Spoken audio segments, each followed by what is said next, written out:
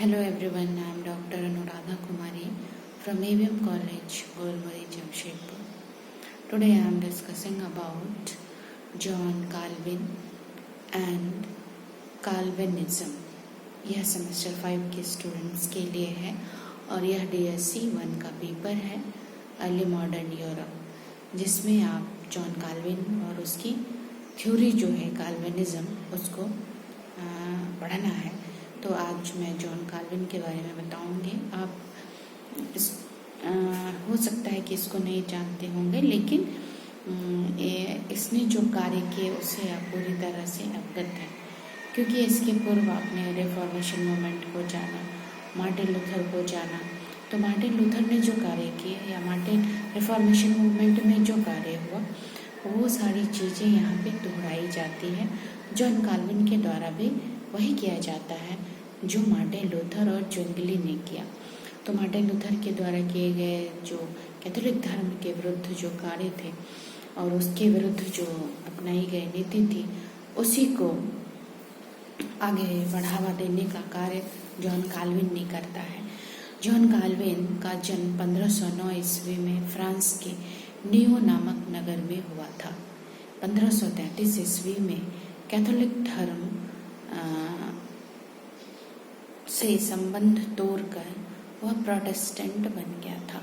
उसने कैथोलिक धर्म का विरोध किया और प्रोटेस्टेंट धर्म को स्वीकार कर लिया।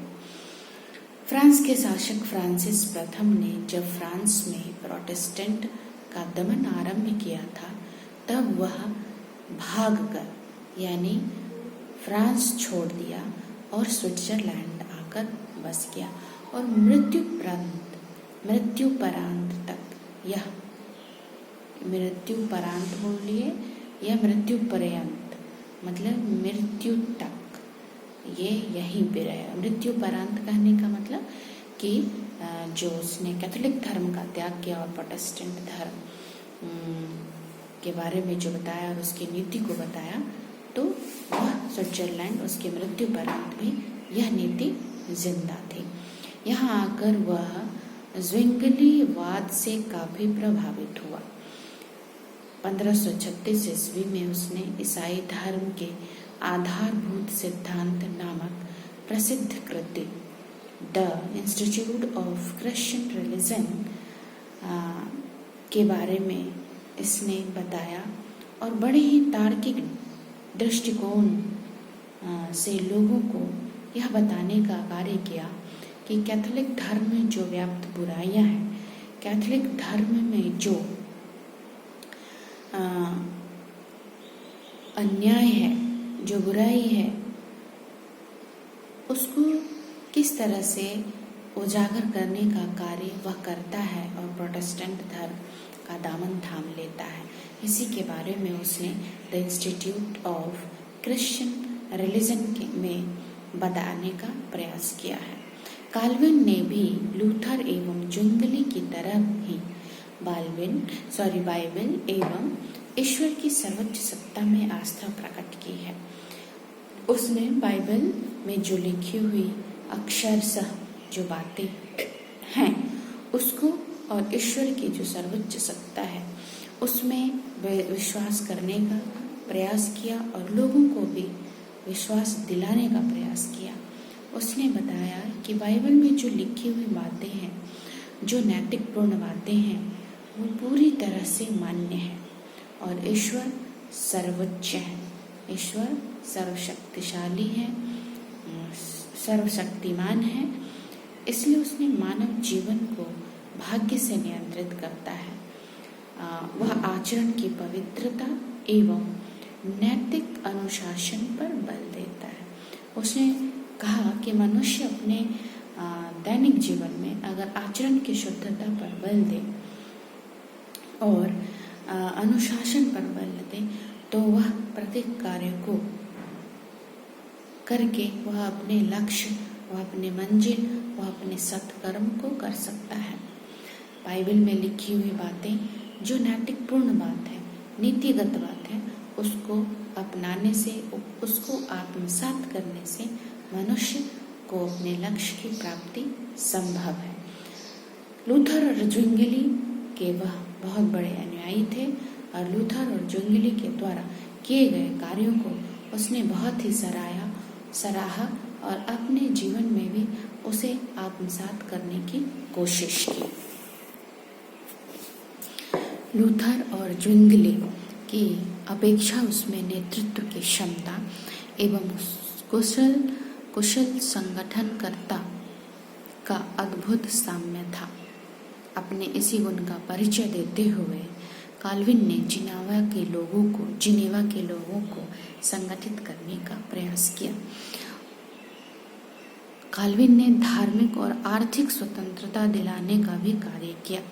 जनता ने उसे धर्म उपदेशक के रूप में मान्यता प्रदान करता है और वह राज्य का सर्वोच्च नेता बन जाता है।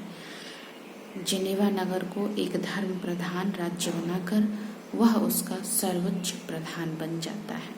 इतिहासकार हिच के अनुसार काल्विन के नेतृत्व में जिनेवा की सरकार एवं धार्मिक अधिनायक वह स्वयं था।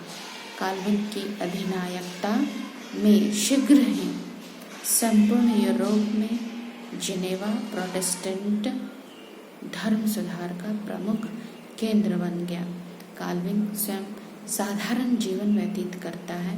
उसके अनुयायियों के लिए वह स्वयं आदर्श भी था और पथ प्रदर्शक भी।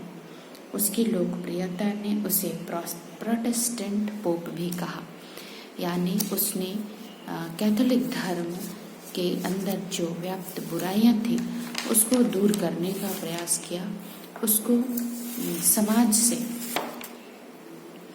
हटाने का, जड़ मूल नाश करने का प्रयास किया और समाज के लोगों को यह दिखलाने का प्रयास किया कि बाइबल में जो लिखी हुई बातें हैं और पोप के द्वारा कैथोलिक धर्म या कैथोलिक चर्च के पोप के द्वारा जो बातें कही जाती है वो बिल्कुल नीति संगत नहीं है, वह अन्यायपूर्ण बातें हैं जिसे बस लोगों को भ्रमित करने का कार्य करते हैं पोप। इसीलिए कैथोलिक धर्म के पोप को इनकार कर उसने प्रोटेस्टेंट धर्म को स्वीकार कर लिया और प्रोटेस्टेंट धर्म की अच्छाइयाँ और उसके द्वारा अनुशासित जीवन, उसके धर्म के अनुसार अनुशासित जीवन जीने के लिए वहाँ के लोगों को, जिनेवा के लोगों को प्रेरित करने का प्रयास किया और जिनेवा के लोग उसे अपना धर्म गुरु, धर्म प्रधान नेता मान लेते हैं और सर्वोच्च नेता के रूप में उसे देखने लगते हैं, आदर्श नेता के रूप में, आदर्श व्यक्ति के रूप में, और लोग उसके द्वारा कही गई बातें, उसके द्वारा जो बताई गई बातें उसको अक्षरशः पालन करने के लिए जिनेवा के लोग बढ़ चढ़कर हिस्सा लिया और वह प्रोटेस्टेंट धर्म के अनुयायी हो गए, क्योंकि जॉन काल्विन भी प्रोटेस्टेंट धर्म को अपना लेता है और प्रोटेस्टेंट धर्म के गुणों को, प्रोटेस्टेंट धर्म के नीतिगत बातों को अपने अंदर आत्मसात करता है, जिससे वहाँ की जनता भी उसकी बातों को स्वेच्छा से स्वीकार करती है और मानने के लिए आगे बढ़ती है। धन्यवाद।